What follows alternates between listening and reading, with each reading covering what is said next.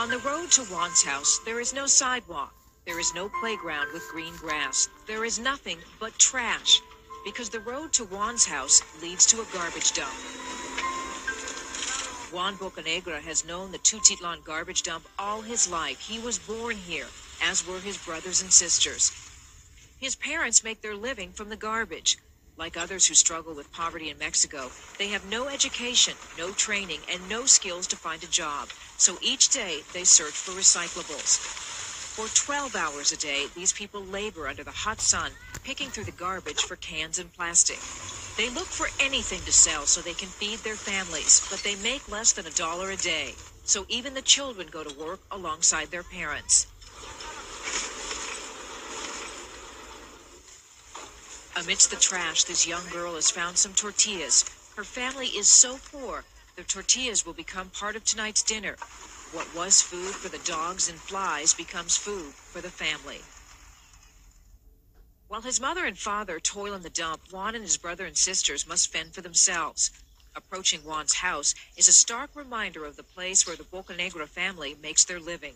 It's a flimsy shack made from the very garbage they scavenge through each day. Inside, hundreds of flies crawl over the family's noontime meal that was scavenged from the garbage the day before.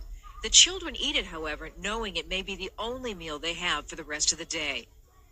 But the lack of healthy food is not the only problem these children face. These children are at a great risk to contract disease in this environment. Because there's no toilet, they will leave themselves outside of their shacks. Make matters worse, they have no place to take a bath.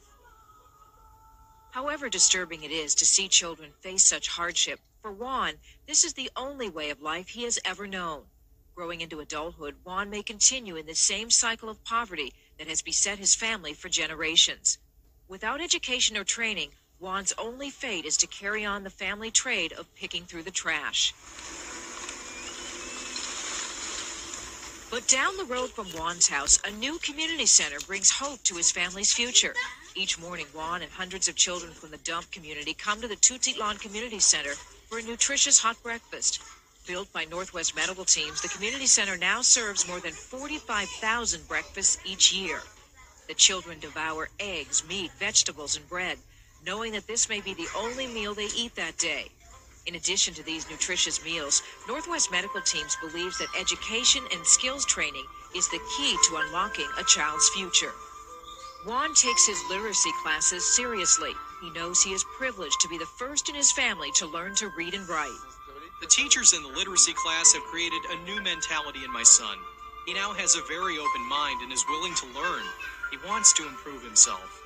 As he excels in his reading, writing, and math skills, Juan hopes that his education will help him get a job and leave the dump when he gets older.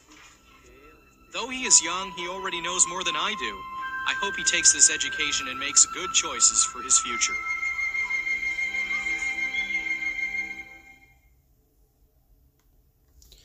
At the end, look, because I know Spanish, I can see what he wrote at the end.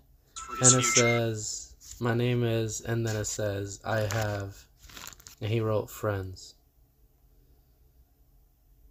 And he wrote his girlfriend, y mi novia. And his girlfriend.